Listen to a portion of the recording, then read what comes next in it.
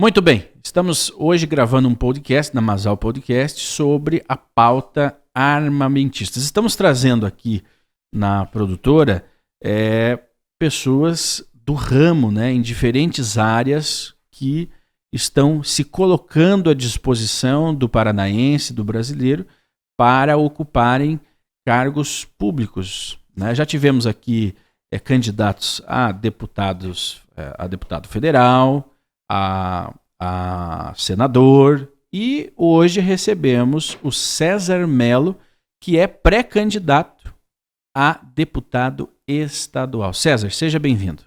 Eu agradeço o convite, né, a cumprimentar aí o pessoal que está assistindo o podcast, né, e vamos tentar aí destrinchar esse cabedal de legislação, essa bagunça de legislação aí de armas, esclarecer o pessoal para o pessoal terminar o podcast aí já com um plano de comprar uma arma. Muito bem. Olha, isso aí já arrepia a esquerda, né? Você falando um negócio desse. E também Shemuel Zakai, né? Está aqui conosco, sempre dando a sua opinião, trazendo os comentários a respeito da política do nosso país. E esse não deixa de ser uma temática política, sempre foi. Exato, Shimon.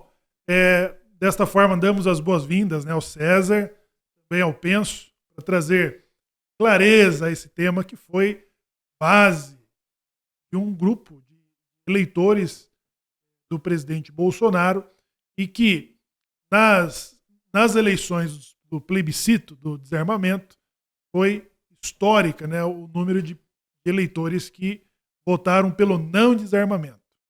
Muito bem, e temos também o Penso, doutor Jorge Penso, advogado, entusiasta desse movimento desde sempre, onde sempre apregoou, né, o direito que o cidadão brasileiro tem de ter uma arma, ou seja, de ter um recurso a mais para se defender. Seja bem-vindo, doutor.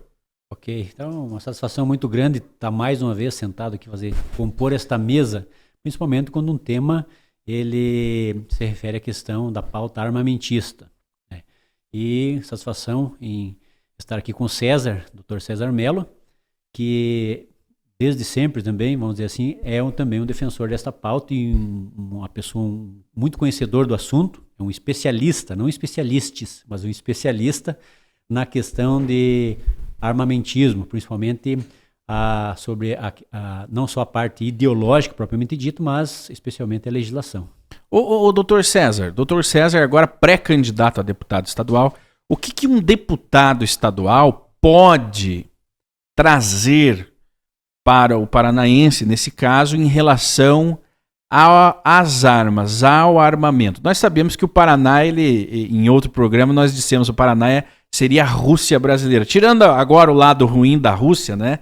Está massacrando lá os ucranianos, tem os seus motivos, isso não compete a nós brasileiros fazer juízo, mas o Paraná é diferente, ele é um estado mais bélico, né? Agora, você quanto a pré-candidato e provavelmente quando for deputado estadual, o que você trabalhará em relação a essa temática das armas?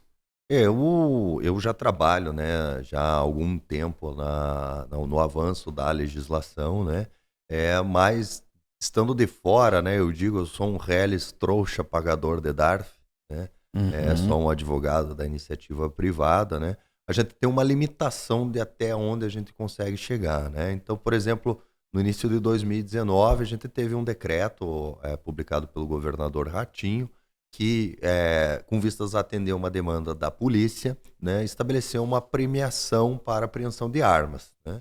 Só que, por desconhecimento da legislação, não de má fé, mas efetivamente pela legislação ser extremamente complexa, já teve um efeito borboleta a partir disso, que foi a apreensão de armas legais, porque o decreto não fazia a ressalva da arma legal. E daí a gente teve alguns casos específicos, até um amigo meu foi submetido a isso, de policiais aguardando na saída do clube de tiro para apreender armas de CACs, armas legais, não tinha ressalva no decreto, apreendia as armas e recebia a premiação. E a gente, através do trabalho que a gente fazia na rede social, etc., a gente conseguiu ter acesso a um deputado estadual, que esse deputado estadual, não sendo conhecedor da legislação, o deputado Soldado Adriano, um abraço para o deputado Soldado Adriano, que sempre teve de portas abertas para a gente lá no gabinete, ele conseguiu trazer esse problema ao governador e eu consegui daí propor uma correção nesse decreto. Aí foi feita a correção e daí foi ressalvada a arma legal. Então, o primeiro contato que eu tive com uma atividade legislativa, né, ou semi-legislativa, relativa a decretos, né, foi nesse sentido, né? Então, a gente já conseguiu solucionar uma questão, mas a gente teve que utilizar uma espécie de um acesso, uma ponte, através do deputado estadual, né? Que ele sim tinha o poder, tinha o acesso para fazer isso, né? E a gente tem essa legislação altamente complexa que acaba sendo aplicada de forma muitas vezes folclórica pelos agentes da lei, né?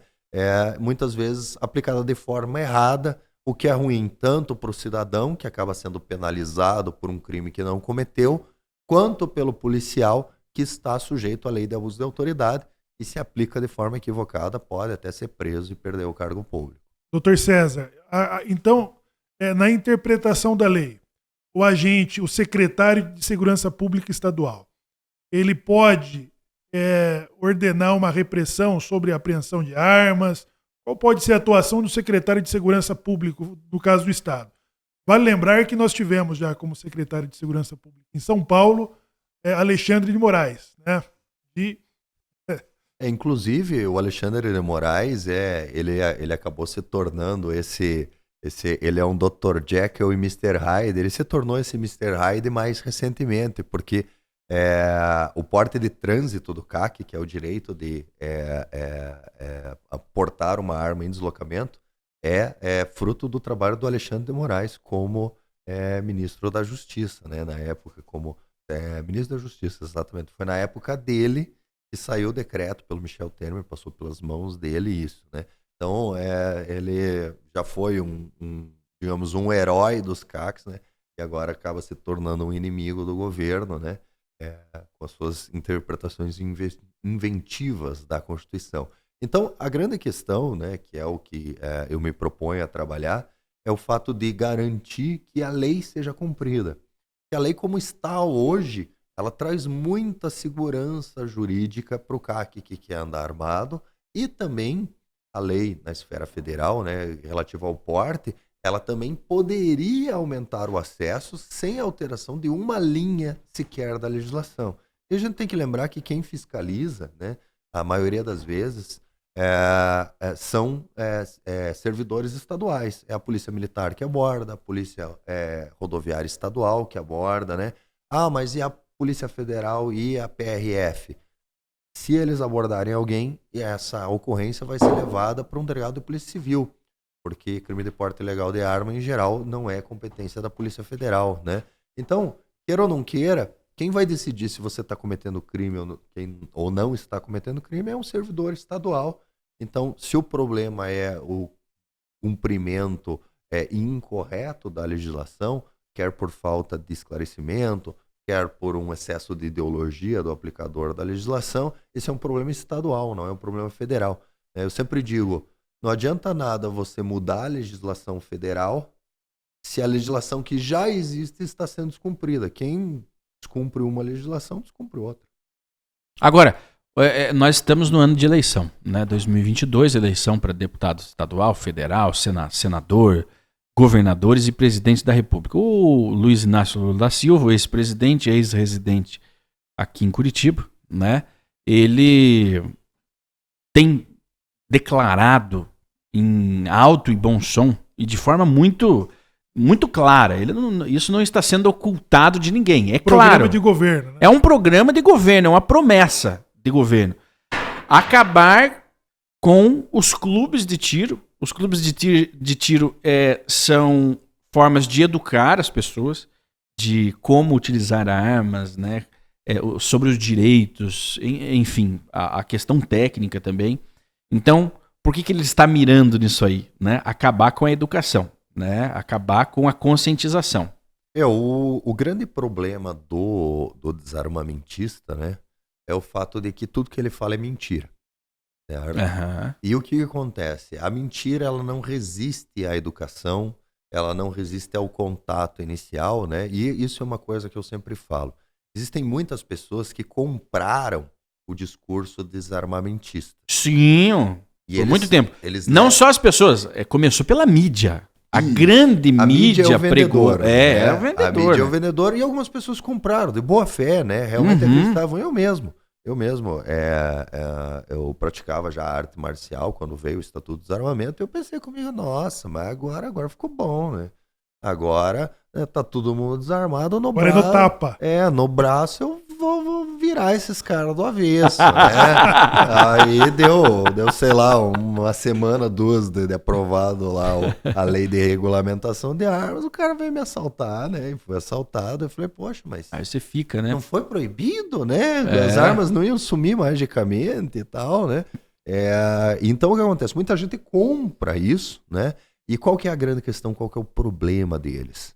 Quando a pessoa vai e tem contato com a situação e percebe que essa ligação da arma com a violência é uma ligação artificial e que esse contexto de arma ele tem muito mais a ver com liberdade, não sobre arma, sobre responsabilidade pessoal, com desenvolvimento pessoal e principalmente uma coisa que tem acontecido que deve deixar a esquerda empolvorosa, o fato de que os clubes de tiro se tornaram um local de congregação da comunidade e das famílias. Uhum. Certo? Não é bandido que frequenta clube de tiro. Exatamente. O clube de tiro passou a ser o que antes eram os clubes de campo, né? Uhum. Os clubes sociais, se tornaram clubes sociais. Até porque são lugares retirados dos centros, né?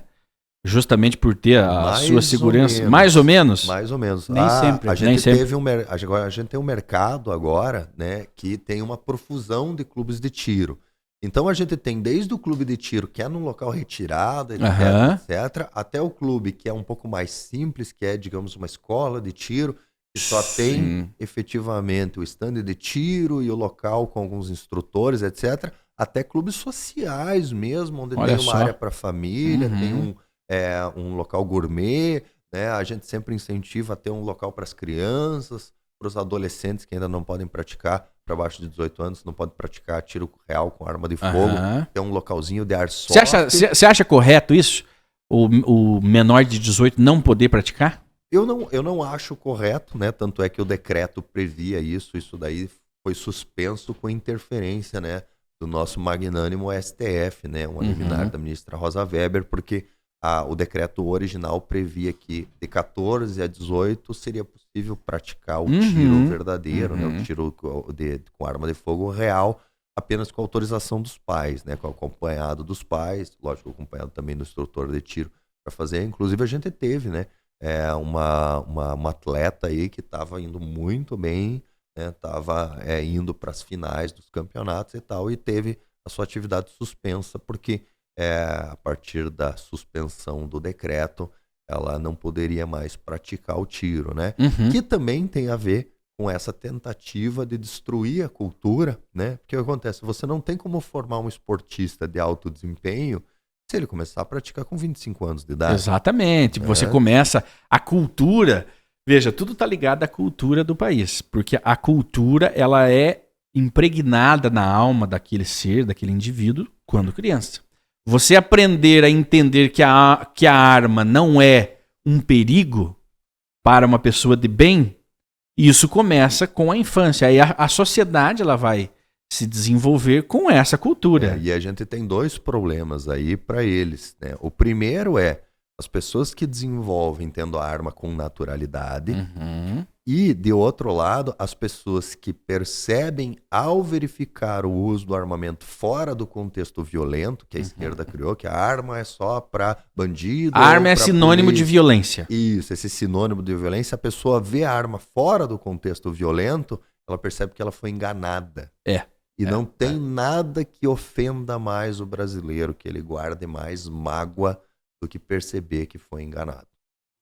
Foi Doutor, traído, né? Traído. E quanto a essa questão das Exatamente. estatísticas, existem alguns conceitos na sociedade de que armas matam, de que quanto mais armas, mais pessoas morrem, que a arma ela tem por finalidade a violência, né? O que o senhor nos diria para contrapor esses conceitos pré-estabelecidos já que foram deixados aí, vamos dizer assim, pelas pautas de esquerda, né?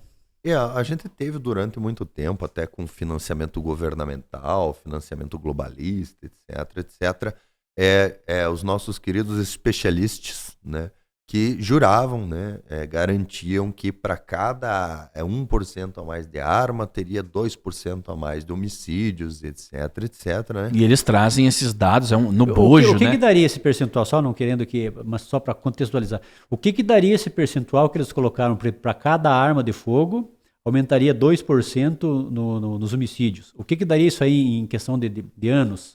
O cálculo que eles fizeram, ele está tão correto, tão exato, tão científico, que com os aumentos, né, sucessivos que eles colocaram, independente da quantidade de armas, né, a população brasileira seria extinta, se eu não me engano, em 2090. Ele é tão correto. Inexoravelmente seria extinta. E quem que faz esses levantamentos? Quem são os órgãos que têm interesse, que faz esses levantamentos sem critério? São as ONGs desarmamentistas, né, financiadas por interesses escusos, né, dos proto-ditadores que têm ideias que eles querem impor na sociedade, e eles sabem que as ideias são tão ruins, mas tão ruins, que eles têm certeza que eles não vão conseguir convencer as pessoas a aceitar essas ideias, e eles partem da premissa que essas ideias terão que ser impostas. E, para você impor ideias às pessoas, é necessário fazer uso de violência, né? E fazer o uso de violência contra pessoas armadas que têm capacidade de reagir custa muito caro, né? Então, você implantar medidas ditatoriais numa população desarmada diminui muito esse custo da violência. Né? Com base nessa assertiva, você teria algum exemplo de países que aconteceu esse processo de armamento com intervenção governamental por imposição? O primeiro exemplo é o Japão feudal. Né? O primeiro desarmamento que ocorreu foi no Japão feudal. O pessoal acredita que lá as pessoas eram contrárias à arma de fogo por uma questão de tradição, etc. Essa informação é incorreta. A questão é que a sociedade japonesa ela era baseada na força, né? Então os samurais eles não são tão bonzinhos quanto as pessoas na força da espada, né? Se você discordasse, o samurai passava no fio da espada. Agora, a espada também é uma arma, né? Exatamente. E é por isso, ela não é uma flor. E é por isso que foi imposto o rosa. desarmamento. Por quê? Porque o investimento feito nos samurais foi muito elevado, certo? Uhum. E, digamos, um exímio samurai que conseguisse controlar os camponeses, né? Uma turba de camponeses, para ele ter essa habilidade a ponto de passar 2 ou 3 na espada, a ponto do restante desistir de lutar, né? Com 5 minutos de treinamento na mão de um camponês e um mosquete, você derrotava 30 anos de treinamento de um samurai. Olha né? só. Então, esse exemplo demonstra efetivamente o custo da violência. Na época da espada, né? A espada em si, assim como a arma de fogo, ela não faz nada sozinha, né? Para ela ser usada de forma exímia, né? É necessário anos e anos de treinamento, né? Um samurai, para se tornar um soldado, um guerreiro, né? De valor, ele levava 20, 30 anos, né? A espada, a faca, o punhal. Dedicado exclusivamente a isso, né? Por isso que haviam as castas. E daí você me aparece com um equipamento e com 5 minutos de treino derrotava lá 15, 20 anos de treinamento, né? Então, um custo de você colocar essa capacidade de defesa na mão de um cidadão era muito baixo. Então, qual a solução? Banimos todas as armas para a manutenção do poder, para a manutenção do status quo, né? E, mais recentemente, a gente teve, né, o nosso querido ex-condenado Lula, né? Ele foi um dos cabeças, né, através do Instituto Sol da Paz, né? São tão da paz que o resultado não foi paz, né? Lá na Venezuela, e foi feito o desarmamento, porque o desarmamento sempre precede a ditadura. É obrigatório que você desarme para você implantar Ou seja, sempre vai preceder a mais violência. Então, né? isso significa dizer, então, que, por exemplo, aqui na nossa vizinha Venezuela, se a população não estivesse desarmada, essa imposição goela abaixo aí das ideologias impostas por esse ditador, elas poderiam ter sido evitadas? Elas poderiam ter sido evitadas, ou no mínimo o custo para serem implementadas seria muito mais alto, o que significa que seriam implementadas num prazo muito menor, né?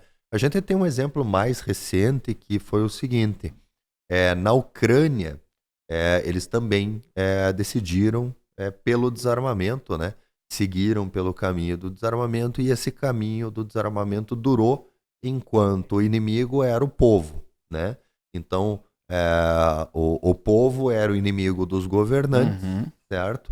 Então era necessário o desarmamento para manter a paz, para garantir a tranquilidade. Assim que apareceu um inimigo de verdade, né, que era uma nação estrangeira invadindo, aí automaticamente o povo deixou de ser inimigo, né? E os governantes pegaram e falaram: pega aqui um fuzil, vai lá me proteger, né? Eu tenho assim uma reticência muito grande com a forma como o governo ucraniano agiu nesse caso, porque tudo bem, é justo a pessoa ter uma arma para se defender, é justo. O que não é justo é que ela tenha essa arma entregue para ela, não para ela se defender, mas para ela defender o governante que a tratava como inimigo, né, até bem pouco tempo atrás. E mediante a profissionais do lado contrário.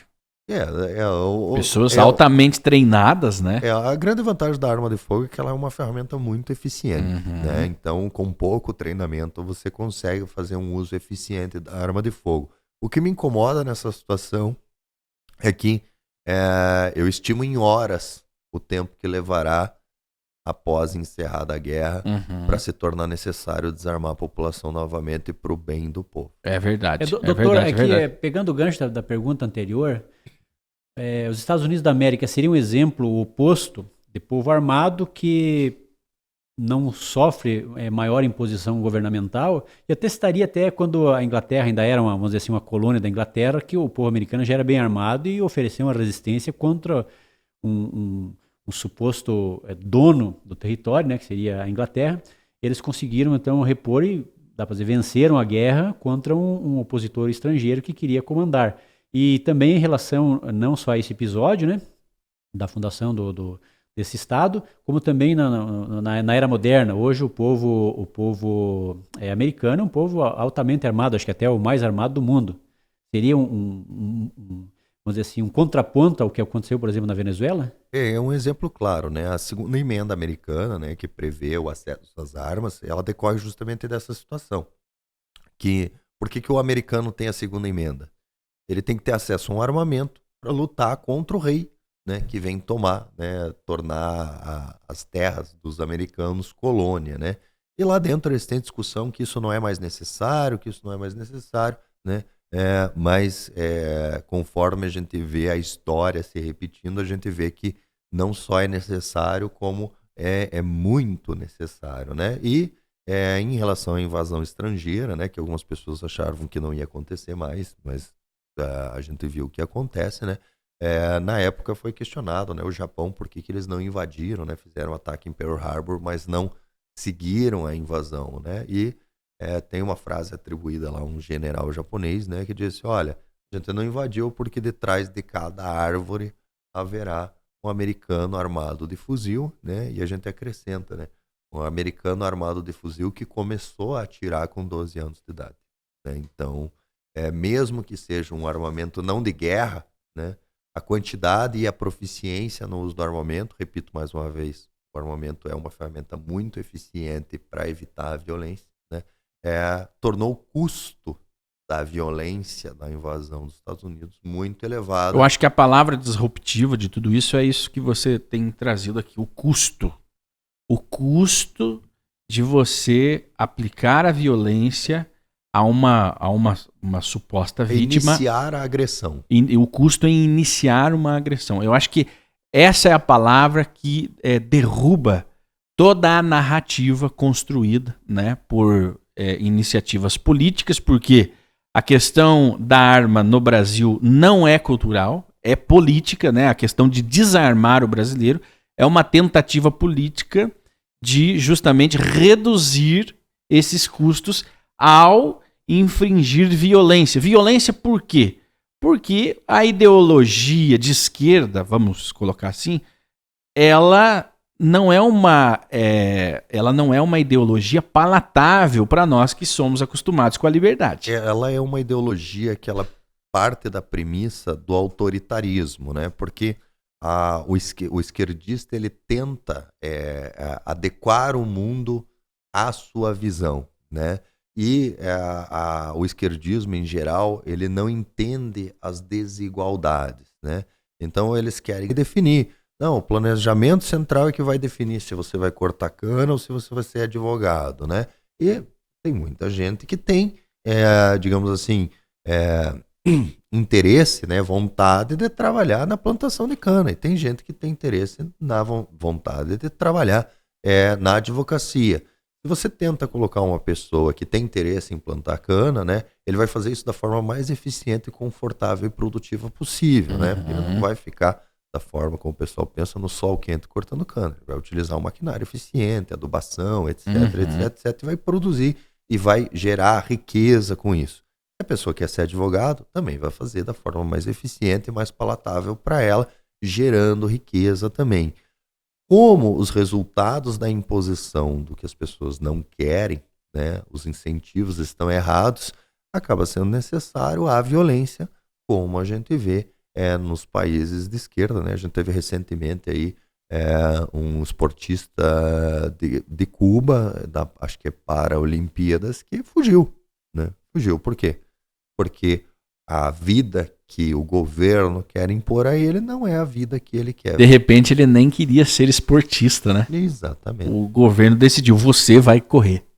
E a Dilma, me lembra que nas Olimpíadas, o governo Dilma deportou cubanos que pediram exílio, né? Pediram asilo político, né?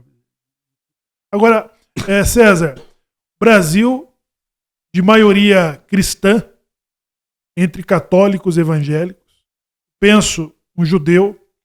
Em Israel é muito comum as pessoas portarem armas na rua, na praia, no litoral. Na praia de biquíni, mulherados com a arma, tira-colo. Exato. Professor infantil portando arma, ou seja, uma extrema necessidade de defesa.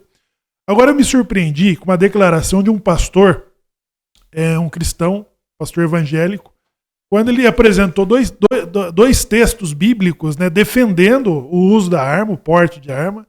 Ele usa um texto lá do Velho Testamento, em Êxodo, que diz assim: se o ladrão achado, encontrado, minando a tua casa, mate-o. E depois, o que me chamou mais atenção é que Jesus, no texto que ele apresenta, Jesus ele intercede ali para o momento em que Pedro corta a orelha de um romano.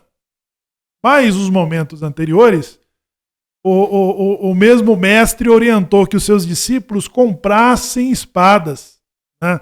É um texto que eu encontrei aqui, está em Lucas, né? Aí diz assim: disse-lhe, mas agora que quem tiver uma bolsa, tome-a, como também o alforje. E quem não tem espada, venda a sua capa e compre-a. Isso em Lucas, né? Depois diz assim: e eles disseram, Senhor, eis aqui 2 espadas. Ele falou, essas bastas. Com qual espada que Pedro cortou a orelha de um romano? Eu falo porque o conservadorismo do plebiscito, o Brasil de maioria cristã, o não desarmamento foi uma vitória maciça nas urnas. Ou seja, isso quebra aquela narrativa de que o judeu, o muçulmano, o cristão, ele é contra, ele não pode fazer uso de instrumentos violentos. Isso não cai por terra, essas afirmações? E esses textos aqui que não aparecem nas homilias das missas, né? Penso. Exatamente. Agora veja, você falou uma questão sobre Israel, vou fazer um adendo aqui, tomar um pouco do tempo do doutor. Em Israel é um pouco diferente. Israel muda um pouco, tem alguma coisa que ela é mais flexível e em outro ponto ele é mais rigoroso, vamos dizer assim. Mas claro que não com essa miscelânea de leis, essa confusão de leis que existe no Brasil. Lá é assim, com 28 anos, qualquer cidadão que mora em determinadas cidades, aí inclui Jerusalém, 28 anos você não precisa justificar nada. Basta você morar em Jerusalém e você vai e pede porte de arma e você tem o porte de arma.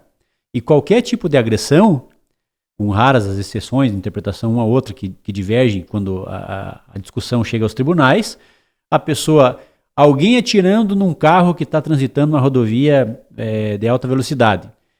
O cidadão que tem o porte de arma, ele tem a obrigação de imobilizar o agressor, através do tiro mesmo, né? Então, como você disse, em Israel, as mulheres, os soldados mulheres, femininos, né, eles vão para as praias com um fuzil a tiracolo. Você vê pessoas andando de bermudão, de chinelo de dedo, de banho. arma. Exatamente. Então, no Brasil, existe a discussão é puramente ideológica.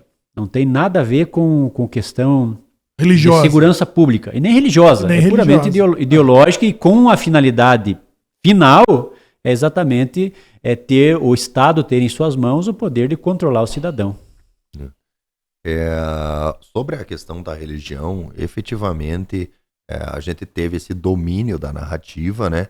A gente teve esse controle. Eu até tenho uma anedota para contar em relação a isso, né?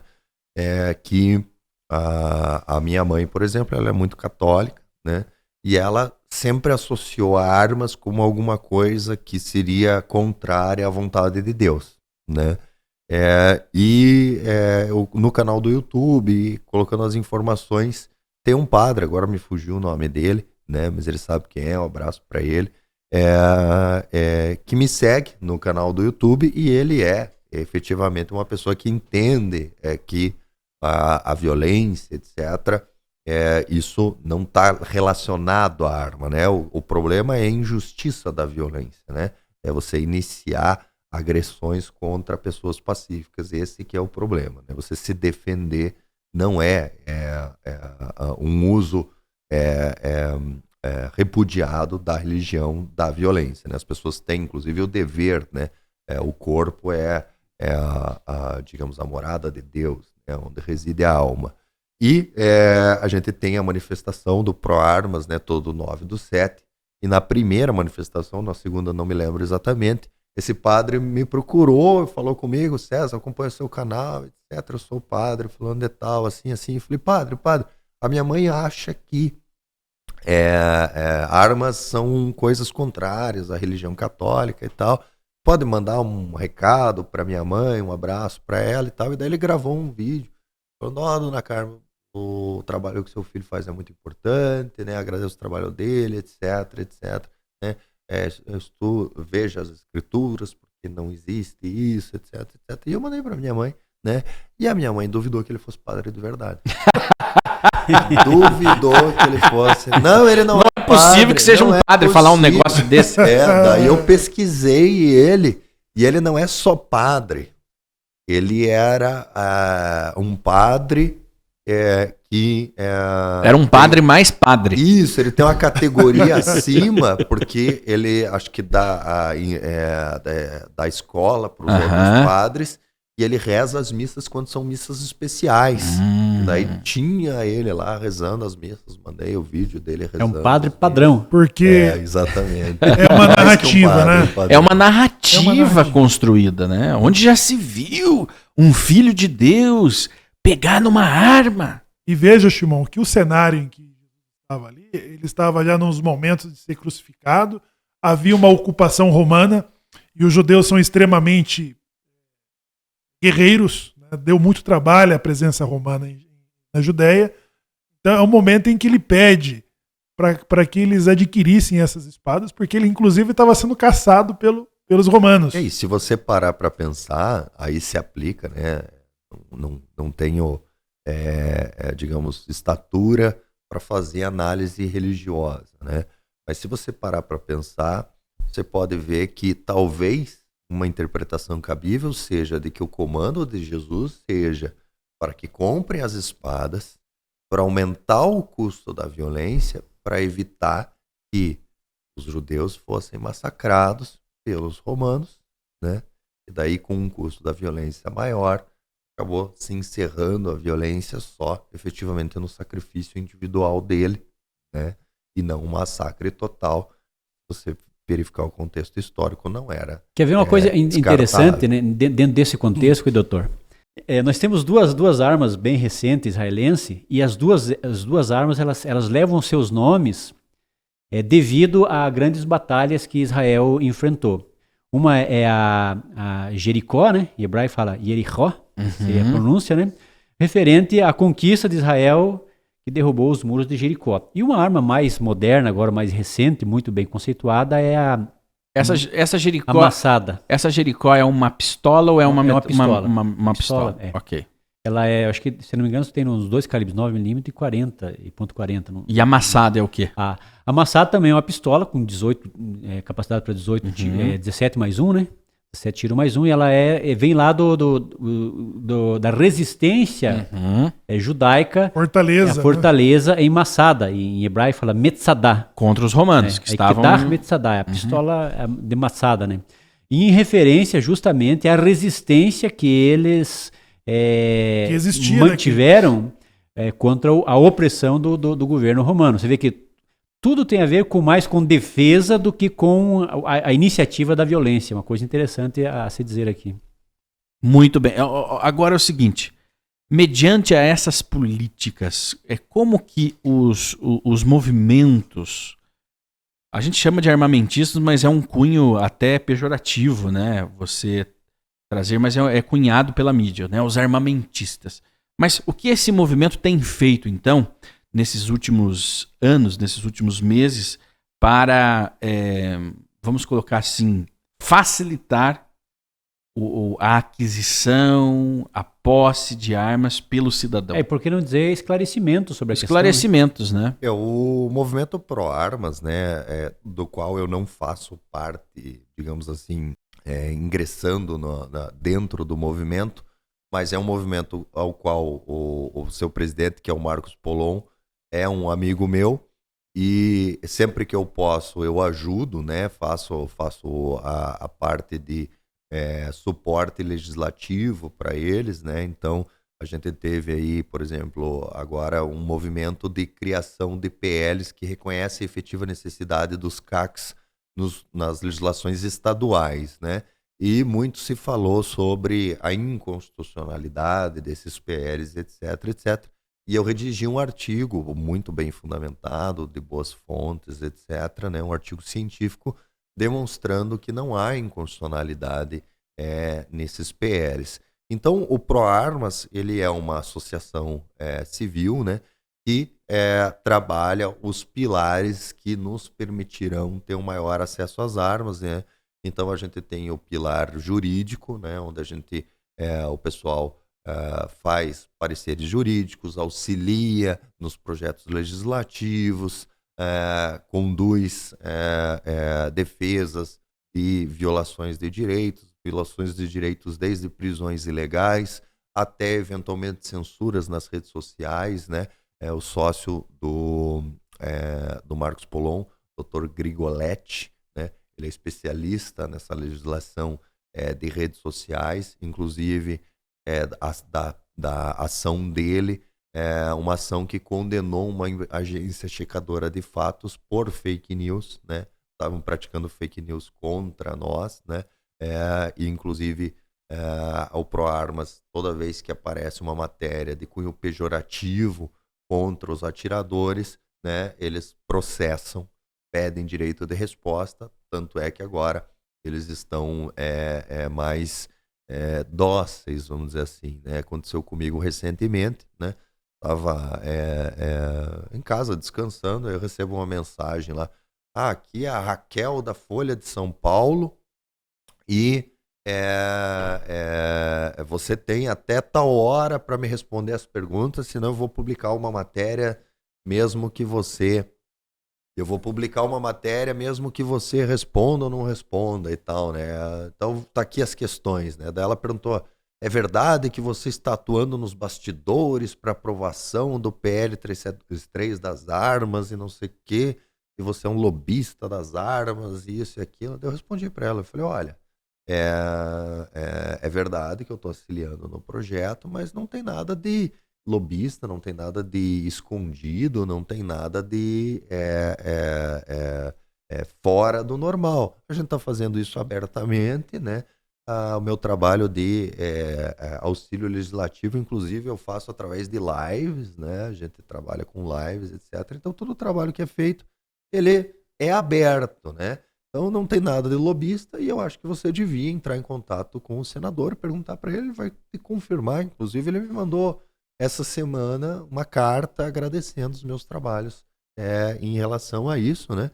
Ou seja, você foi demonizado. Exatamente, ela já começou como se eu estivesse agindo de forma escusa, né? E daí eu abri uma live para comentar isso, né? Falar, olha, o pessoal da Folha de São Paulo entrou em contato comigo, vai sair uma matéria, muito provavelmente vão falar besteira, né? Vão demonizar e não sei o quê. E eu tava no meio da live, a Raquel entrou em contato comigo de novo, né? Ela tava te assistindo. E daí eu peguei e falei, olha, Raquel, não tem problema, né? Podemos falar. Inclusive, eu estou fazendo uma live sobre o seu contato agora, né? Você quer participar da live? Né? Daí ela me respondeu, não. De jeito nenhum. De jeito nenhum. E daí o que acontece? Essa matéria, que ela foi toda desenhada para criar uma demonização, o Marcos Polon, o César Mello e o... estão agindo nas sombras como lobistas das armas para provar a liberação das armas, etc. Ela teve que mudar o tom. Inclusive fica uma matéria histriônica, assim, porque ela começa com uma narrativa que parece que vai acusar de alguma coisa, e depois ela muda o tom e fica bem mais amena. Conversei com o César Mello, inclusive ele fez uma live sobre a matéria e não sei o que, e acabou ficando uma propaganda, apesar da gente ser acusado de lobista das armas, etc, mas com certeza a matéria acabou sendo de última hora corrigida, né, para ter um tom muito mais ameno. A narrativa, por exemplo, do candidato Luiz Inácio Lula da Silva, ex-presidiário e descondenado, é uma narrativa ele retrata uma organização criminosa por trás desse movimento, né? Trata como se fosse uma doença no Brasil que deve ser eliminada a todo custo. Eu tenho uma teoria sobre isso, que apenas uma argumentação, não é verdade, não é fato sabido, é só uma teoria que faz sentido, né? Porque o que acontece? Os CACs, etc., né? Eles são uma exceção na lei, né? Que estava pendente o porte dos CACs de regulamentação via decreto. Esse decreto nunca veio, nunca regulamentou. Quando veio, durou lá um mês e meio, o Senado derrubou e o decreto acabou sendo revogado. Com certeza o presidente recebeu a informação de que, se não fosse derrubado na Câmara, o STF derrubaria. Então, foi revogado esse decreto e lançado outros decretos um pouco mais amenos, né, que não dava o porte para o CAC especificamente, como a lei permite, né? E você se pergunta, por que na lei de regulamentação de armas, que eles tinham a intenção de tornar um estatuto de desarmamento e proibir totalmente a arma, havia essa exceção que permite que certa classe de cidadãos tenham armas e tenham porte mediante regulamento, ou seja, decreto do executivo. Eu não tenho nenhuma fonte para garantir isso, é só uma teoria que faz sentido, né? Vou expor para vocês me dizem se faz sentido ou não. Havia um interesse do PT de se infiltrar nas Forças Armadas e cooptar as Forças Armadas. E quem define as regras dos CACs é o Exército, certo? Então a minha teoria é a seguinte: eles pretendiam tornar os CACs um exército particular, com acesso às armas, fiéis ao governo, que pegariam essas armas para defender o regime, a exemplo dos coletivos na Venezuela. E a exemplo as Farc Tupiniquim. E a exemplo da polícia nazista, né? A SS, né? E o que acontece? Guardas revolucionárias. E da onde que veio essa minha hipótese? Do fato de que a esquerda acusa a direita do que eles fazem. E do que eles são. E o que eles estão acusando a direita? De formar um exército, uma milícia, né? Uma milícia à parte para defender o governo Bolsonaro. essa ideia ela não veio do nada. Não. A meu ver, essa ideia veio do fato de que esse era o plano deles, né? Só que como eles não conseguiram cooptar o exército, né? Agora eles veem os CACs surgindo por interesse legítimo. Os CACs querem praticar tiro esportivo, lógico que buscam o porte de arma, porque você ter uma arma e ter uma restrição de estar com essa arma, isso gera um risco, né?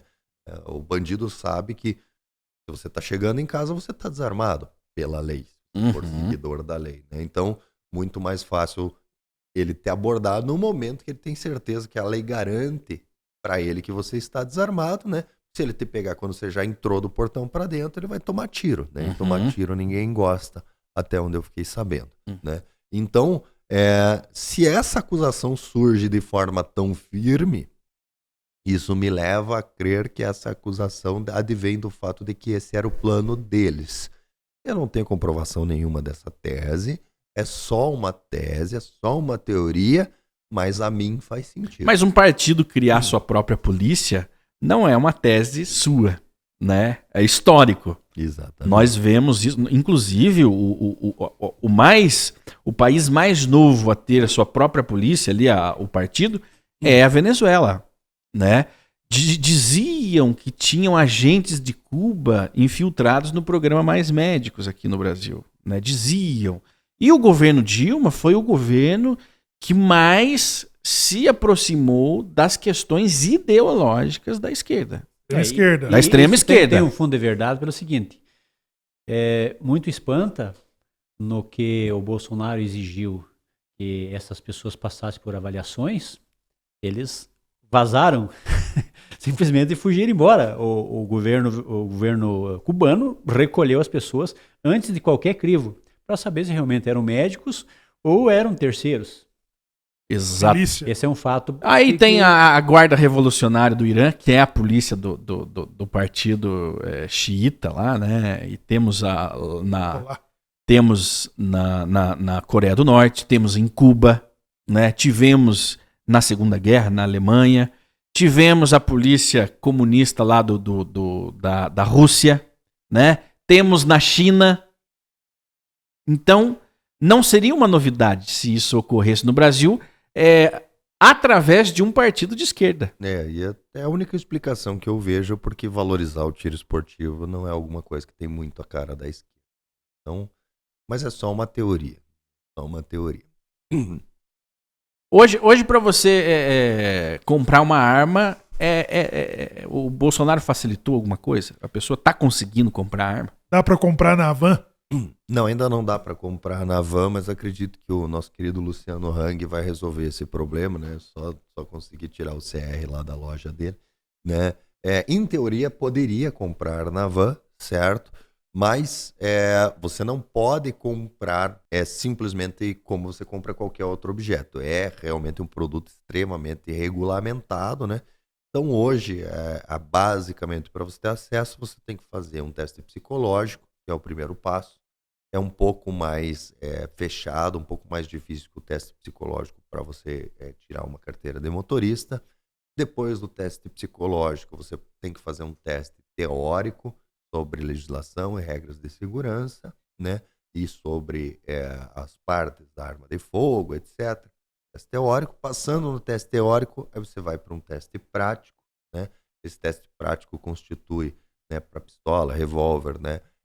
São, se eu não me engano, 7 tiros a 5 metros, depois 7 tiros a 7 metros, né? 5 tiros a 5 metros, 5 tiros com a a arma 7 ser metros. adquirida. Isso, com a arma que você pretende, com a categoria da arma que você pretende adquirir, né? Então você vai adquirir uma pistola com uma pistola, você vai adquirir um revólver, se você vai adquirir um rifle com um rifle, você vai adquirir uma espingarda, uma calibre 12 com a calibre 12, né?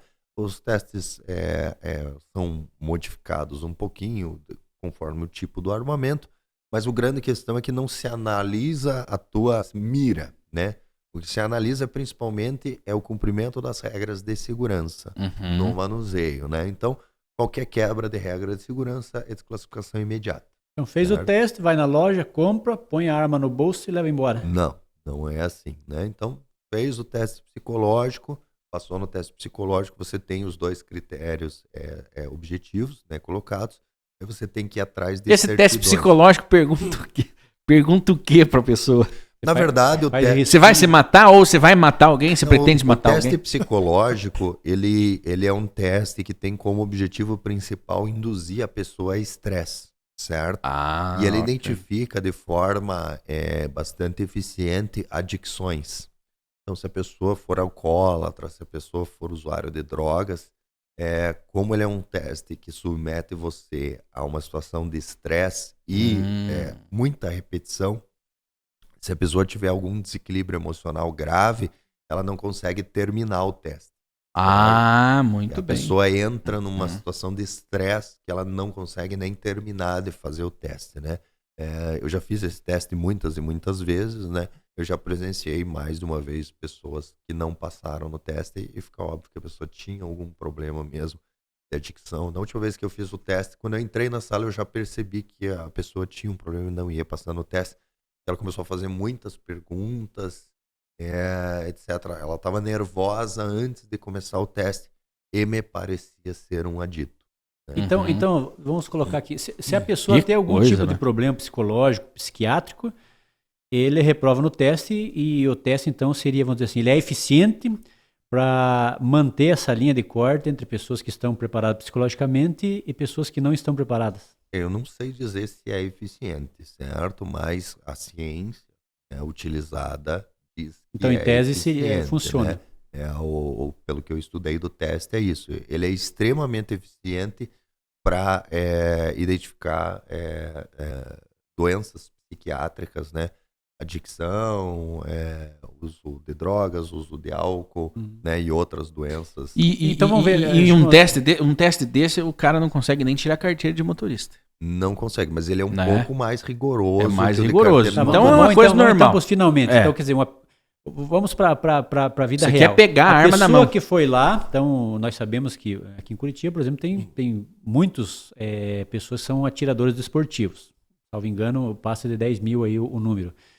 Em relação a esse número de pessoas e o número de envolvimento dessas pessoas com crimes, sejam eles passionais ou crimes diretos mesmo, esse teste, então, ele indica essa eficiência? Os números parecem indicar eficiência porque o número de pessoas que têm acesso à arma legal, né, e se envolveram em crimes violentos, né, é estatisticamente irrelevante, certo? Então, você consegue encontrar um ou outro caso anedotário, né? Mas se você pegar, por exemplo, na semana, os crimes cometidos com arma de fogo, né, aquele caso específico se perde na estatística ali. Nós estávamos falando aqui do procedimento para comprar uma arma. Nós paramos no teste psicológico. Isso. Aí, feitos esses 2 requisitos, né, você vai precisar comprovar que você é inidôneo. E é mais do que ser inocente. A inocência é você provar que você nunca foi condenado. Você ser inidôneo, você tem que provar que você não foi sequer acusado, certo? Então, para a pessoa ter arma de fogo, ela tem que ter uma conduta tão ilibada que ela não chegou nem a ser acusada de nada, né? Então, por exemplo, como eu trabalho com isso, muitas vezes as pessoas me procuram porque teve indeferimentos, etc, né? Por que o indeferimento? Porque foi acusado lá de cortar uma árvore lá, estava com a árvore na frente de casa, chamou a prefeitura 1, 2, 3, 4 vezes, deu uma tempestade, a árvore quase caiu em cima da casa, o cara vai lá, pega a motosserra, corta, acaba sofrendo um processo lá criminal ambiental porque cortou a árvore, já não tem acesso à arma. Olha só, o negócio é para não... Amarrado mesmo. É para não conseguir... Tá, aí fez esse levantamento, né? Isso, o cara é um santo, é um anjo. Aí você junta toda a documentação. Hiperidônio, vou usar o termo, inventei. Hiperidônio. Exatamente, né? Mais inocente que o Lula. Aí ele né, que é a alma mais honesta do país, segundo consta, né? Então, fez tudo isso, ele vai precisar apresentar um pedido à Polícia Federal, né? E, além de tudo, vai ter que justificar a necessidade de ter a arma, tá? Segundo os decretos, e essa foi uma alteração importante, Segundo os novos decretos, basta você declarar que eu tenho efetiva necessidade. Então, como é que declara efetiva necessidade? Você escreve no papel. Eu declaro que tenho efetiva necessidade porque preciso do armamento para proteção minha. Mas não da precisa minha família. contar, eu tenho uma rixa Não com meu precisa. vizinho Não, que contou que tem mexeu com a minha risco, vai ser mulher. referido. Já bate na trave. Não pode falar. Não pode falar. E se você tem uma rixa para o vizinho, né, eu recomendo. Meu amigo, vai fazer uma arte marcial, vai fazer um negócio que a arma não serve para isso. Tá? Uhum. A arma não serve para defesa do ego. Né? Quer defender o seu ego, cria um par de bola e vai se entender com o cara na porrada. Certo? A arma não serve para isso. Então, você vai fazer esse pedido. E a grande alteração que foi feita, né, é que é o seguinte: a lei dizia claramente que para ter posse de arma de fogo, comprar uma arma de fogo, o cidadão deve declarar a efetiva necessidade. E a declaração é um conceito jurídico-científico. Isso veio com o decreto. Isso. Não tinha... Na lei diz para posse, declaração. Uhum. Nos decretos regulamentares, o decreto do Lula, ele colocou comprovação. Então ele alterou o conceito jurídico, e são conceitos jurídicos muito diversos. Porque na declaração, o cidadão declara um fato verdadeiro e cabe ao Estado comprovar que aquele fato não é verdade. Na comprovação, cabe a você comprovar que aquele fato é verdadeiro, certo? E a efetiva necessidade é um conceito muito aberto. Então, na prática, você tinha a posse de arma, só a posse, não porte, se o delegado quisesse. Tá? Exclusivamente. O delegado não foi com a sua cara, o delegado acordou de mau humor, o delegado apanhou da mulher antes de trabalhar, você não tinha posse de arma. Não certo? tinha ou não tem? Não tinha na época. Porque o que o decreto, qual que foi a grande questão, né? A liberação incrível que o Bolsonaro fez. Pois é, isso aí que... A liberação incrível que ele fez é o seguinte: ele simplesmente retornou o conceito jurídico de declaração ao decreto, conforme está na lei. Né? E quem não é jurista, né? Mas quem é jurista sabe, o decreto não poderia ter aumentado a restrição da lei. Certo? O decreto Então, está é uma hierarquia inferior. Exatamente. Né? Então, uma coisa que eu sempre digo, esclareço para as pessoas, que o Estatuto do Desarmamento ele é um apelido. Esse nome não está na lei e eu me recuso a chamar a lei de Estatuto do Desarmamento. Eu chamo pelo nome correto, que é Lei de Regulamentação de Armas. O desarmamento, o espírito desarmamentista, ele veio para a lei através do decreto emitido pelo Lula, que daí aumentou ilegalmente, tá? Porque o decreto não pode aumentar e além do que a lei diz, certo? Essa é a justificativa que eles usam para o decreto do Bolsonaro, certo? Para ser contra, né? O decreto do Lula sim foi além da lei e aumentou a restrição, certo? E daí sim tornou Estatuto do Desarmamento. Só que como o decreto foi revogado, a lei voltou a ser uma simples lei de regulamentação de armas. O nome Estatuto do Desarmamento, ele não está inserido no texto da lei. O nome Estatuto do Desarmamento aparece pela primeira vez num documento do Senado, que não é um documento legislativo. Foi um documento produzido simplesmente para divulgar a lei. Quer dizer, foi pintado um palhaço, né, de uma cor que todo mundo ficou confuso. Quem era esse palhaço? E agora me admira, você não terminou de falar ainda o processo, mas me admira o povo na época não ter feito muita coisa, né? Aceitaram como boas ovelhas. Não, essa modificação, Estado, né? A ideologia imposta em todos os setores, principalmente na educação, né? Isso fez com que ficasse essa, vamos dizer assim, essa passividade em geral do cidadão. Parece que alguém veio, te forçou ali, abusou de você e você não soube o que tinha acontecido. E não havia quem recorrer, porque tem que lembrar que o Estatuto do Desarmamento foi aprovado em pleno mensalão. Né? Então, ao contrário dos decretos do Bolsonaro, que acabam sendo objeto de contestação no STF, acabam sendo objeto de contestação no Legislativo. São orgânicos, né? Exatamente. Os decretos do Lula não foram contestados por ninguém, porque está todo mundo comprado com mensalão. Inclusive, se você verificar, você vai ver no vídeo da votação do Estatuto do Desarmamento que ele coloca em dúvida se o Estatuto do Desarmamento realmente foi aprovado no Congresso. Por quê? No vídeo da votação do Estatuto do Desarmamento, o Estatuto do Desarmamento, uma lei que traz uma alteração muito grande, né? A lei de regulamentação de armas traz uma alteração muito grande. O que aconteceu? Ela foi com votação simbólica, o que já é estranho. E na votação simbólica, como é que ocorre? O presidente da casa diz, apresentado o projeto assim, assim, assim, todos os que são a favor permaneçam como estão. E, em geral, já tem um acordo prévio, onde todo mundo é a favor, e um ou dois boca aberta levantam a mão, reclamam, e pronto. É aprovado. E na votação do Estatuto do Desarmamento é diferente. Todos os que são a favor permaneçam como estão. E um monte de gente ergue a mão. E isso, quando você olha o vídeo, fica em dúvida se tem mais gente contra ou mais gente a favor, porque teve gente que levantou as duas mãos, né? Você fica em dúvida. Quando fica em dúvida, o regimento prevê que qualquer deputado pode pedir votação nominal. E foi pedida a votação nominal, dá para ver no vídeo um deputado, não sei exatamente qual, pedindo a votação nominal. Presidente, votação nominal, votação nominal, votação nominal. Presidente, se eu não me engano, na época era o Renan Calheiros, alguém da sua... Você dane votação nominal. O honesto tá Renan. Achando ruim, vai reclamar lá no judiciário, entendeu? E recusou a votação nominal e o projeto foi aprovado. Vendo o vídeo, você fica na dúvida se realmente foi aprovado, certo? Mas, pleno mensalão, vai reclamar. E sem levar em consideração, ali pelo que você podia se visualizar no vídeo, sem falar da questão do cacau. cascalho. Do cascalho. Dia em que a pegadinha do malandro emplacou, colou. E encolaria de qualquer jeito, porque assim, e disso a gente pode falar com certeza, porque a existência do mensalão e a compra de votos para aprovação de projetos do governo é fato reconhecido e transitado e julgado na ação penal 470.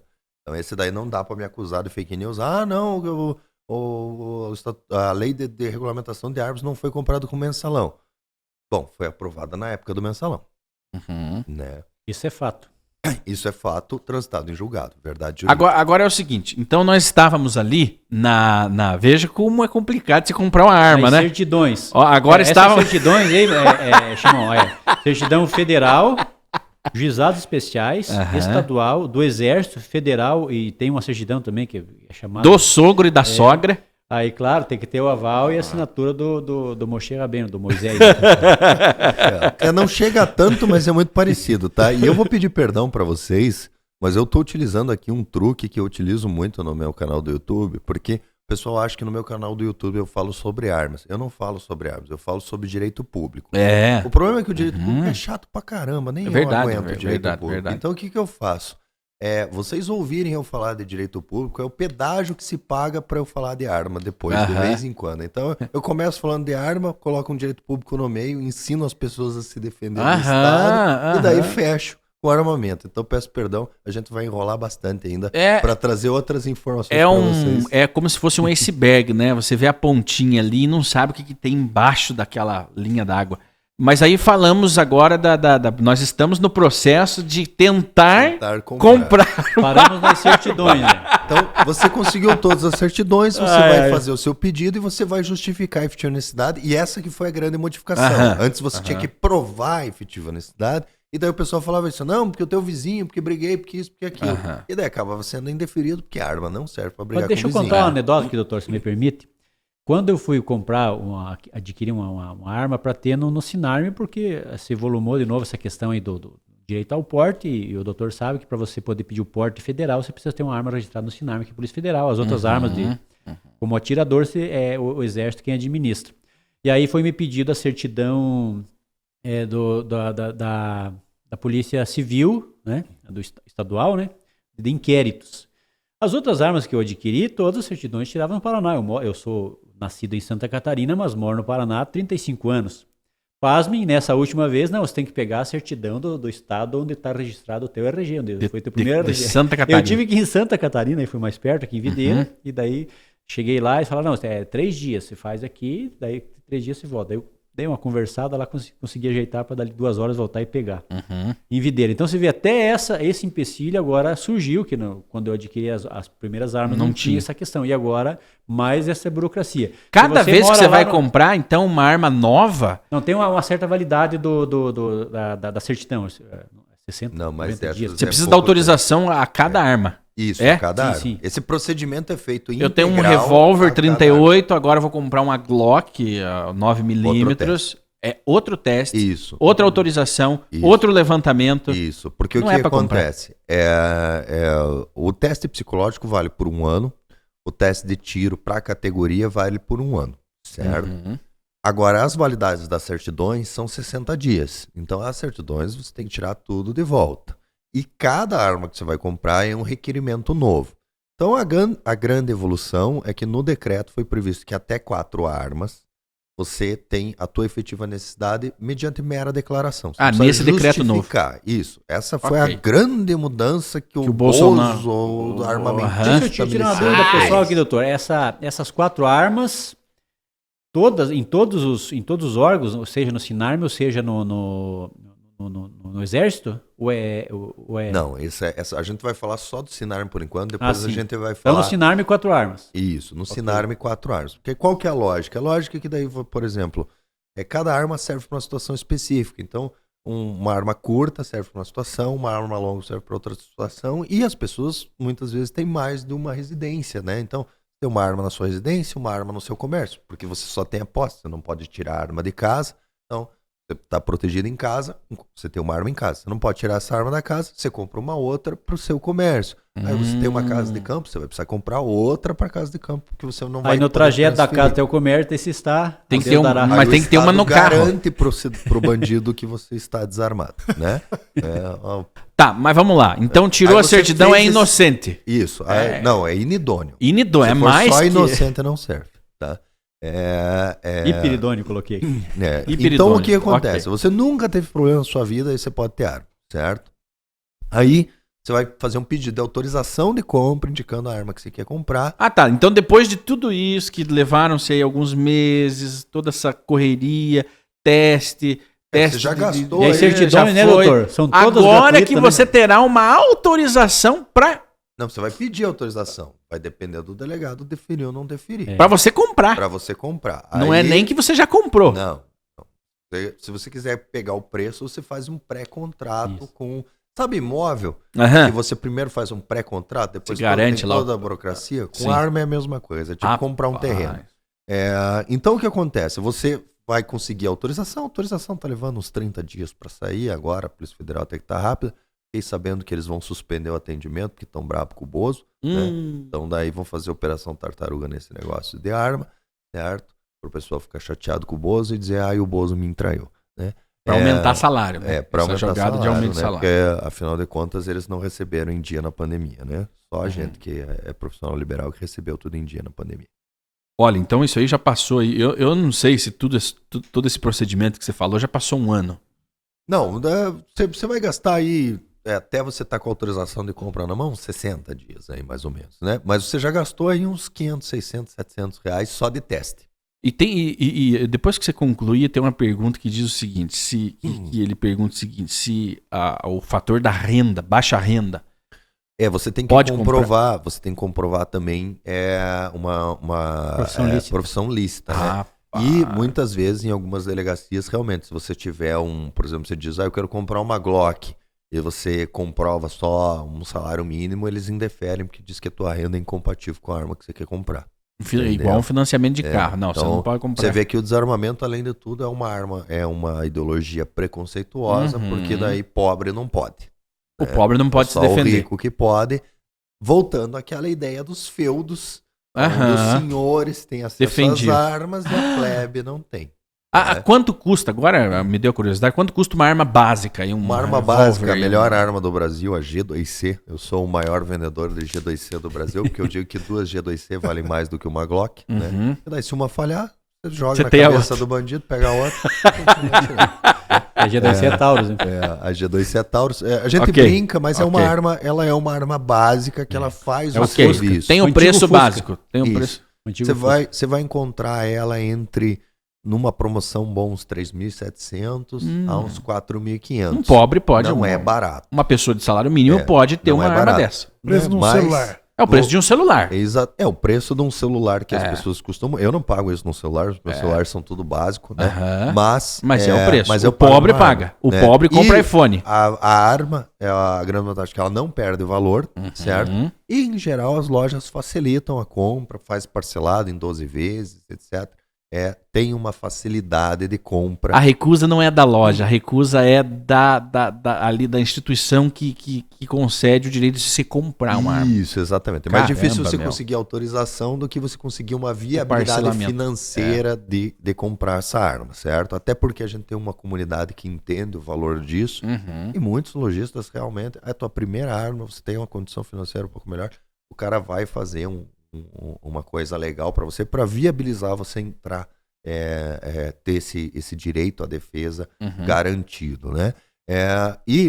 Esse custo é porque você compra uma arma, você leva 3, né?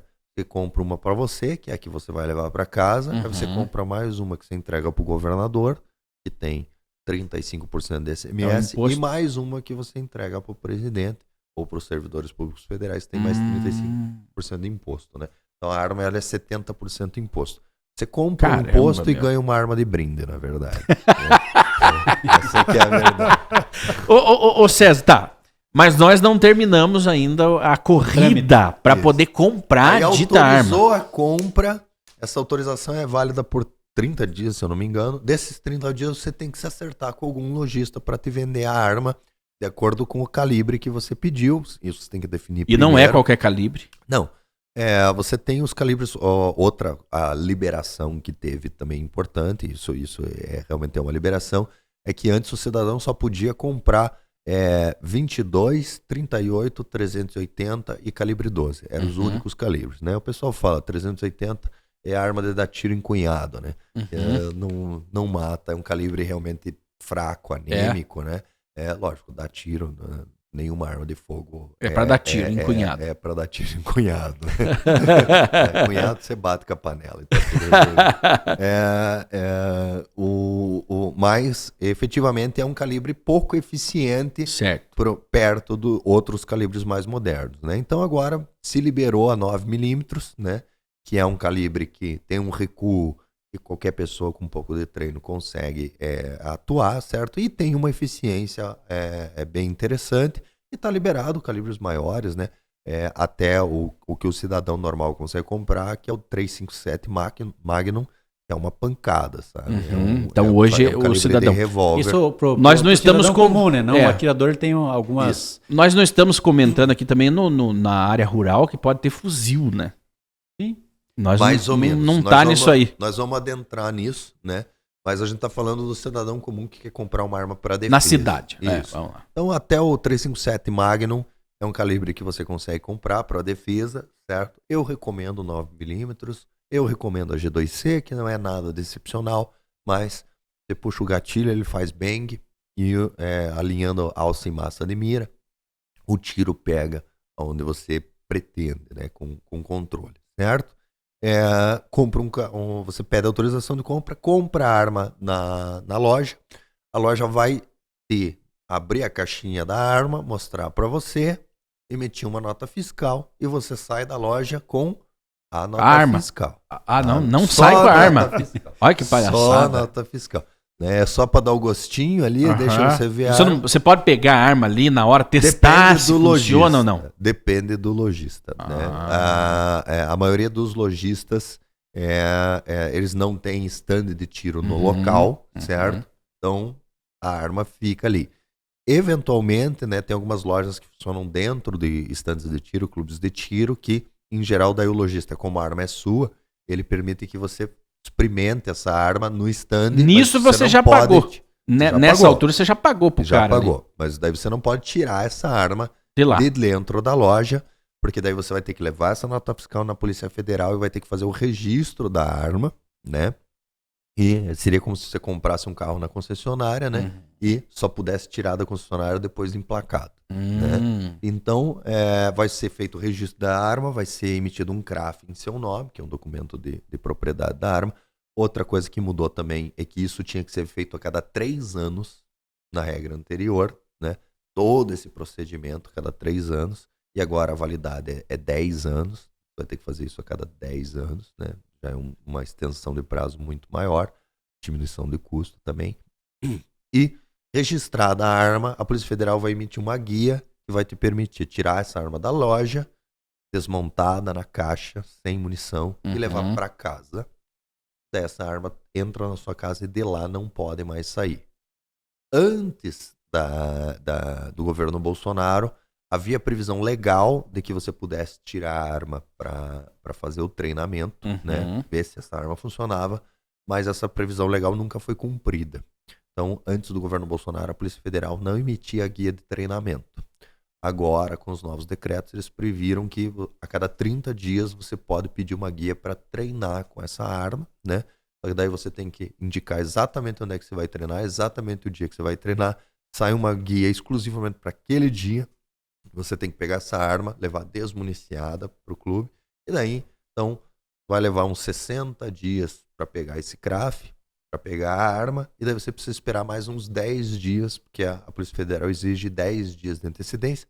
Não tem previsão legal nenhuma. Ou seja, você vai treinar com a sua arma 3 vezes por ano. Isso, na prática é isso, né? Se for tanto. Que coisa, né? Que coisa mais horrenda que nós vivemos. Então o objetivo, e daí o pessoal pega e fala assim, mas qual que é a lógica disso? Não tem lógica. A lógica é... para você desistir. Tornar burocrático demais para você desistir. Para você desistir. E o que a gente tem que permite uma maior... O pessoal fala, mas eu sei do fulano que ele anda com a arma na cintura, que diz que tem porte, que vai todo dia no clube para atirar e tal, e não sei o quê, e tem fuzil, e isso e aquilo, né? E daí a gente tá falando dos CACs, né? Que é isso que eu comentei. Só voltando um pouquinho, doutor, pela ordem, como diz na audiência, pela ordem, doutor. Sobre ainda o atirador comum, certo? Não o CAC, não o atirador esportivo. Ele levou a arma para casa dele. Ele pode municiar ela, guardar, obviamente, no lugar seguro, e ele pode andar com essa arma na cinta dentro do local onde compreende sua residência, o seu terreno, etc. Isso, boa pergunta. Essa arma, né, ela é utilizada para defesa. Essa arma da Polícia Federal é para defesa. A posse, ela se estende a toda a sua propriedade. Então, se você está dentro da sua casa, certo? Você pode estar com essa arma consigo, na cintura, né? Não é um porte especificamente, o porte não diz respeito a onde está a arma, mas aonde você está transitando com a arma, né? Então, dentro da sua casa, pode estar com essa arma na cintura, inclusive é recomendável que esteja, né? Porque um assalto com uma arma no cofre não adianta nada. Então vamos supor aqui, uma pessoa aqui nesse local aqui, nesse endereço, a pessoa adquiriu uma arma, depois de toda essa tramitação, dentro de todo, não saindo para a via pública, ele pode andar com a sua arma na cintura, municiado. Se a arma está registrada aqui nesse endereço. Isso, se ele for um diretor da empresa, né, que é uma empresa, então ele tem que ser um diretor dessa empresa, ou sócio da empresa, ou ser um residente daqui, digamos que seja uma área conjugada com uma área residencial. Estando registrado aqui, ele pode. Uma coisa que acontece muito, que gera equívocos, né, condomínios na área comum não pode. Então, se você mora num apartamento que tem área comum, você só pode, né? Eu vejo bastante o pessoal perguntando, posso ir armado lá buscar pizza? Não pode. Não pode, entendeu? Porque na área comum não é mais a sua propriedade, né? É a propriedade comum. O nome já diz a área comum, né? Deixa eu emendar um pouco. Então, ele não pode buscar pizza, mas se ele pedir essa autorização para treinar ali da portaria até o seu apartamento, constitui rota. Não. Daí a gente vai entrar no porte de trânsito do atirador. Que não estou falando do atirador. Esse que tem a arma particularmente, e ele pediu a guia para ir no clube treinar e depois aí a arma tem que ser desmuniciada. Até chegar na porta do seu apartamento. Então, e na casa pode estar com munição. Na casa pode estar com munição. O que a gente teve de avanço legislativo, né, que na verdade não é avanço legislativo, é só evitar ativismo judicial, é que nas propriedades rurais, né, que são propriedades maiores, criou-se um folclore, uma jurisprudência sem nenhuma base legal, que dizia que, no caso do proprietário rural, ele só poderia ter arma na sede né? Ah, Então a sede ok. fica lá 400, 500 metros da porteira, ele só poderia ficar com a arma municiada nas imediações da sede, né? Uhum. Por que essa jurisprudência? Para facilitar o MST invadir a É verdade, propriedade é das verdade, pessoas. é Só verdade. para isso. Aí mudou. Então daí foi feita uma lei para dizer o óbvio, que já estava na Você lei. pode ir até a né? porteira. Que é o seguinte, é dentro da sua propriedade. A sua propriedade vai até a porteira? Não, é até a porteira, meu amigo. Então, o Brasil é o país do ridículo, onde a gente precisa gastar legislativo para Ai, meu reafirmar Deus o do céu. óbvio, né? Eu digo assim, né? Mudando um pouco de assunto, né? A gente relativizou a imunidade parlamentar, né? Uhum. E eu demonstro claramente de forma científica que a imunidade parlamentar ela já está prevista na Constituição pelo simples fato de que, vamos dizer que a imunidade parlamentar realmente é limitada, a partir da premissa deles, é limitada. Ótimo. Hoje ela é limitada com aquele texto. Como que a gente vai redigir um novo texto onde ela é ilimitada? Porque está escrito lá, o parlamentar é imune por quaisquer das suas opiniões, palavras e votos. Como é que eu faço agora para valer para tudo? Eu vou ter que redigir uma emenda, né, constitucional que vai dizer o parlamentar é imune por quaisquer palavras e votos, vírgula. E dessa vez é para valer. Né? Porque vai não ter tem como você redigir. Agora é. Mas agora óbvio. valeu, hein? Agora tá valendo mesmo, hein? E no caso esse porte rural, né? Foi isso, porque já estava escrito na lei. Mas agora a gente pode entrar no caso respondendo a pergunta, né? No caso do fuzil. Mas e a pessoa que treina sempre? Aí a gente volta à questão que eu falei lá que a esquerda chama de exército particular do Bolsonaro, que são os CACs. E o que são? São os caçadores, colecionadores e atiradores. Ou caçadores, atiradores e colecionadores, que, para você ser CAC, é exatamente a mesma coisa que eu expliquei para você comprar a primeira arma, com a adição de que você tem que estar afiliado a um clube de tiro, caça ou coleção, né? Em geral, os clubes eles abarcam todas as categorias, certo? Então, qual que é a minha recomendação? Você vai comprar uma arma, você vai passar por toda a burocracia, fazer o teste psicológico, o teste de tiro, tirar todas as certidões, né? Preencher a documentação, negociar uma arma.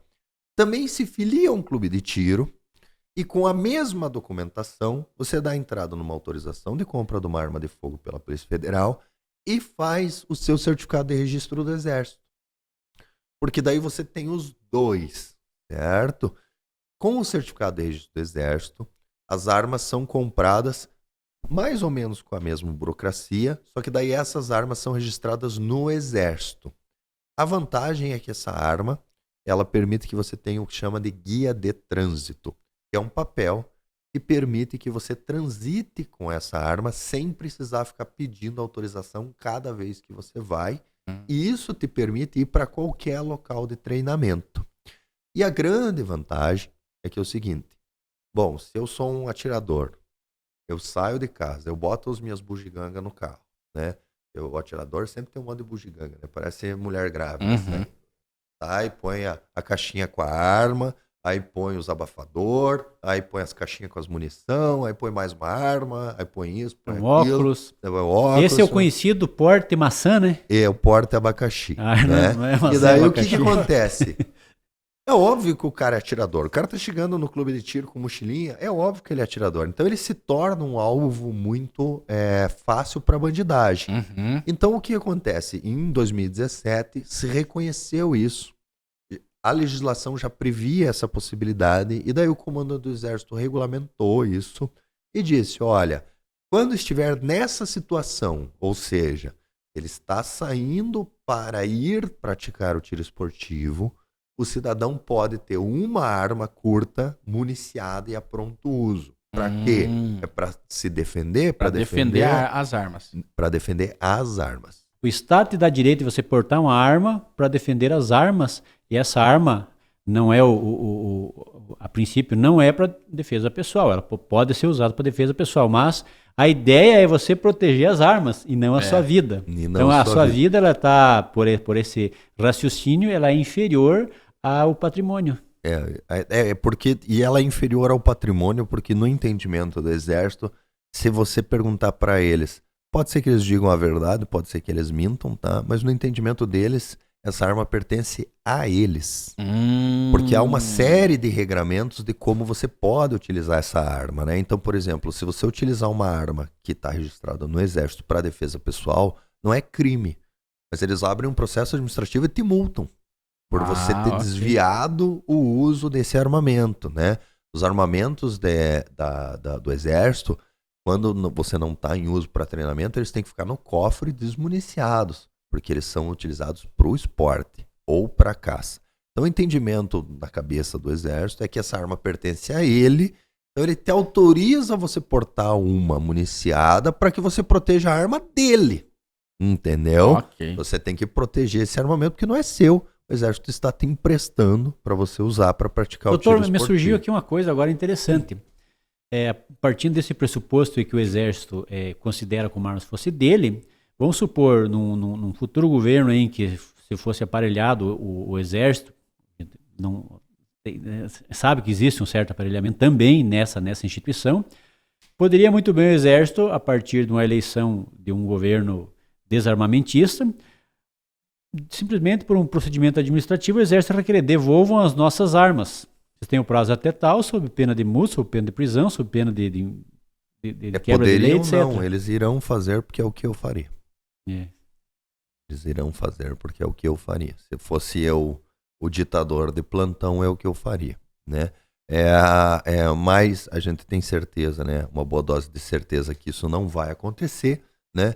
Então, muito provavelmente, esses direitos serão ampliados e preservados. E daí, quando você tem o CR, né? Você tem uma arma registrada no CR pelo Sigma, as armas do Sigma, que tem essa guia de transporte, te dão direito ao porte de trânsito e te permitem portar essa arma no seu deslocamento para treinamentos e competições, né? O que eu chamei de porte abacaxi pelo seguinte, ele é um porte? Mas ele tem uma condicionante de tensão.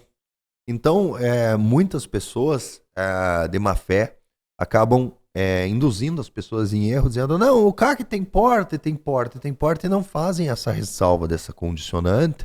Daí o que acontece?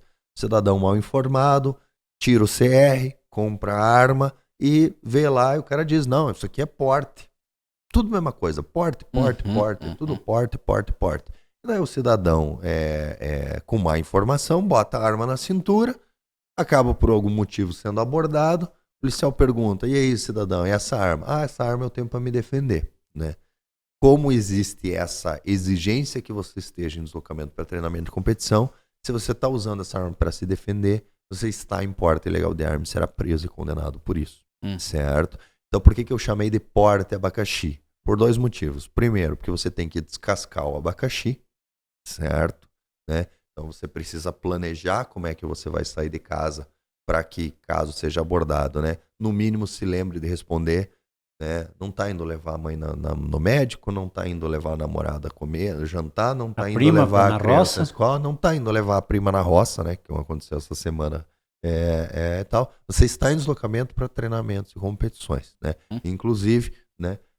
O doutor vai entender a referência aqui, o pessoal que acompanha o meu canal vai entender a referência. O bom do inverno é que ele esquenta o abacaxi. Depois eu explico a Depois você explica para nós. Muito bem. Eu já nesse primeiro podcast, eu acho que nós vamos ter que gravar outros episódios. Eu acho que conseguimos. O doutor tem a agenda bem destrinchar. Cada vez mais apertada. Conseguimos destrinchar bem, né? Esse início, essa iniciação, né? Esse Posso entendimento. fazer uma sugestão? Com certeza. Pessoal que assistiu o podcast, deixem aí nos comentários as suas perguntas. A gente marca um outro podcast e pega a pauta a partir das perguntas do pessoal. Das perguntas. Vai render bem, né? E eu acho que foi bem, assim, bem claro, né? Falamos de forma bastante clara, bastante comum, para que todo cidadão tenha o direito a conhecer sobre os seus direitos. Exatamente. E veja, às vezes o assunto se atropela um pouco, porque são tantas dúvidas, são tantos questionamentos, que acaba um pouco embolando o meio de campo, como diz o outro. Mas a partir do cidadão comum ter acesso às armas, até esse momento, onde já adentramos aí na questão dos atiradores esportivos, caçadores e colecionadores, já abriu aí um novo despertar para ir mais a fundo na questão do conhecimento do acesso às armas. E também o doutor, o César, pré-candidato a deputado estadual, ele também nos traz de uma forma educativa, didática, como você conscientizar as pessoas a respeito dessa temática. A arma não é para matar ninguém, né? A arma não é para você resolver os seus problemas pessoais, né? Com o vizinho, com o cunhado. É uma coisa extremamente séria. Armas e ele não trata. Matam, né? Armas não matam. Você põe a arma em cima da mesa, arma, mate. Mate a arma. Você foi feito para matar. Ela não mata. Pessoas então, matam, armas essa não. conscientização que você traz justamente trata isso de uma forma muito séria, né? Como a causa merece, porque ela foi muito banalizada, ela é tratada de forma pejorativa. Ideologicamente, né? Então, parabéns, né? Pela forma com que você conduz essa temática. Agora eu entendi no programa do Lula por que eliminar com os clubes de tiro. Porque você acaba com o porte abacaxi. Exatamente. Não só o porte abacaxi, mas que nem bem colocou o César, o clube de tiro, ele deixou de ter aquela conotação só do tiro. Ele aglomera famílias, ele tem a questão da educação. E a pessoa que vai comprar a sua primeira arma, ele já vai adentrar a uma questão de conhecimento, é cultural. Então, trocar armas por livros, na verdade, os livros já existem dentro dos clubes. Já estão, inclusive, eu gostaria que o doutor César mostrasse, né, esse livro.